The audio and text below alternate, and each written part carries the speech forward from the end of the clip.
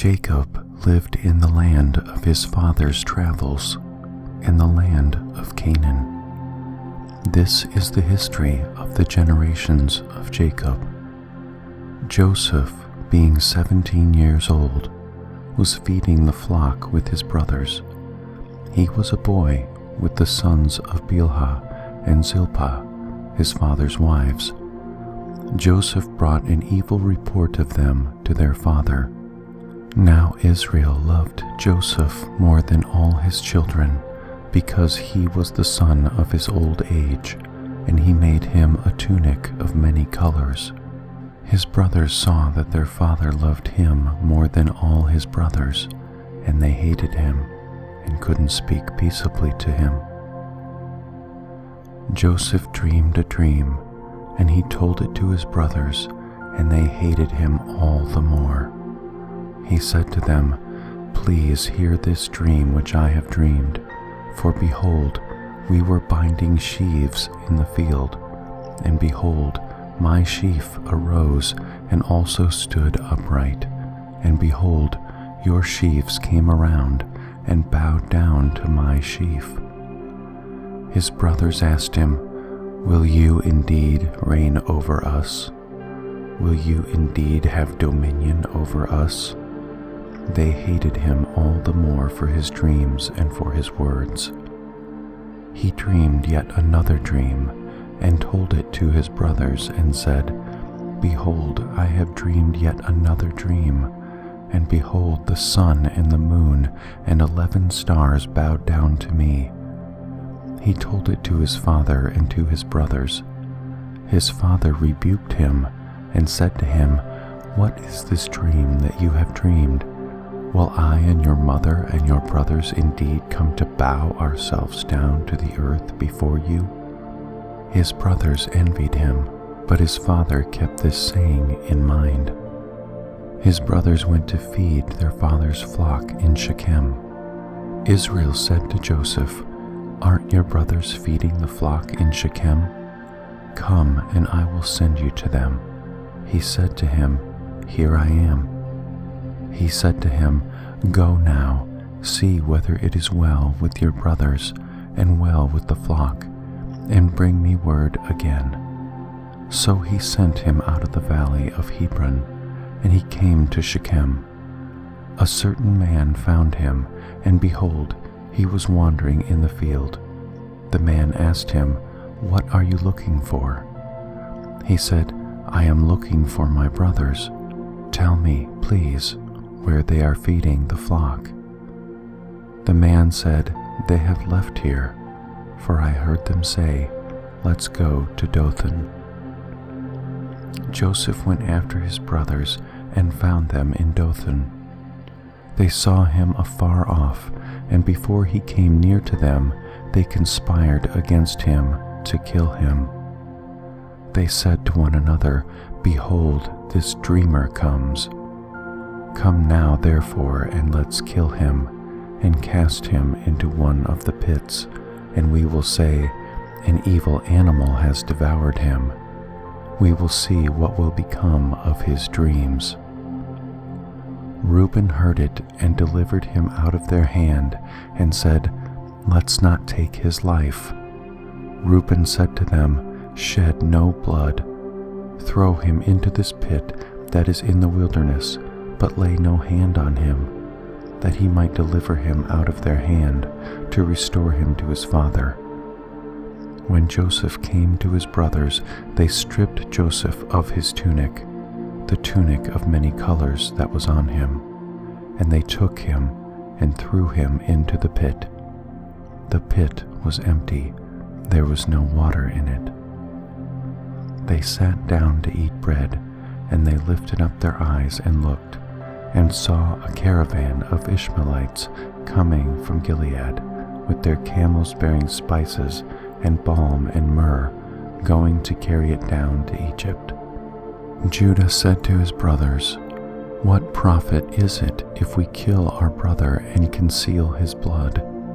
Come and let's sell him to the Ishmaelites, and not let our hand be on him, for he is our brother, our flesh."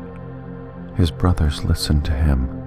Midianites who were merchants passed by, and they drew and lifted up Joseph out of the pit and sold Joseph to the Ishmaelites for 20 pieces of silver. The merchants brought Joseph into Egypt. Reuben returned to the pit and saw that Joseph wasn't in the pit, and he tore his clothes. He returned to his brothers and said, "The child is no more, and where will I go?" They took Joseph's tunic and killed a male goat and dipped the tunic in the blood. They took the tunic of many colors and they brought it to their father and said, "We have found this.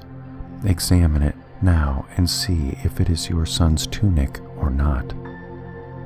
He recognized it and said, "It is my son's tunic. An evil animal has devoured him. Joseph is without doubt torn in pieces." Jacob tore his clothes and put sackcloth on his waist and mourned his son for many days. All his sons and all his daughters rose up to comfort him, but he refused to be comforted. He said, "For I will go down to Sheol to my son mourning." His father wept for him. The Midianites sold him into Egypt to Potiphar, an officer of Pharaoh's, the captain of the guard. At that time, Judah went down from his brothers and visited a certain Adulamite, whose name was Hira. There, Judah saw the daughter of a certain Canaanite man named Shua. He took her and went into her. She conceived and bore a son, and he named him She conceived again and bore a son, and she named him Onan. She yet again bore a son and named him Shelah. He was at Chezib when she bore him. Judah took a wife for his firstborn, and her name was Tamar. Judah's firstborn, was wicked in Yahweh's sight, so Yahweh killed him. Judah said to Onan, "Go in to your brother's wife and perform the duty of a husband's brother to her, and raise up offspring for your brother." Onan knew that the offspring wouldn't be his, and when he went in to his brother's wife, he spilled his seed on the ground, lest he should give offspring to his brother. The thing which he did was evil in Yahweh's sight, and he killed him also. Then Judah said to Tamar, his daughter-in-law, "Remain a widow in your father's house until Shelah, my son, is grown up." For he said, "Lest he also die like his brothers." Tamar went and lived in her father's house. After many days, Shua's daughter, the wife of Judah, died. Judah was comforted and went up to his sheep shearers in Timnah, he and his friend Hira the Adulamite. Tamar was told, "Behold, your father-in-law is going up to Timnah to shear his sheep." She took off the garments of her widowhood and covered herself with her veil and wrapped herself and sat in the gate of Enaim, which is on the way to Timnah, for she saw that Shelah was grown up and she wasn't given to him as a wife. When Judah saw her, he thought that she was a prostitute, for she had covered her face. He turned to her by the way and said, "Please come, let me come into you," for he didn't know that she was his daughter-in-law. She said, "What will you give me, that you may come into me?" He said, "I will send you a young goat from the flock." She said, "Will you give me a pledge until you send it?" He said, "What pledge will I give you?" She said, "Your signet and your cord and your staff that is in your hand." He gave them to her and came into her, and she conceived by him. She arose and went away and put off her veil from her and put on the garments of her widowhood. Judah sent the young goat by the hand of his friend, the Adulamite, to receive the pledge from the woman's hand, but he didn't find her. Then he asked the men of her place, saying, "Where is the prostitute that was at Enaim by the road?" They said, "There has been no prostitute here." He returned to Judah and said, "I haven't found her." And also the men of the place said, "There has been no prostitute here." Judah said, "Let her keep it, lest we be shamed. Behold, I sent this young goat, and you haven't found her." About 3 months later, Judah was told, "Tamar, your daughter-in-law, has played the prostitute. Moreover, behold, she is with child by prostitution." Judah said, "Bring her out and let her be burned." When she was brought out, she sent to her father-in-law, saying, "I am with child by the man who owns these."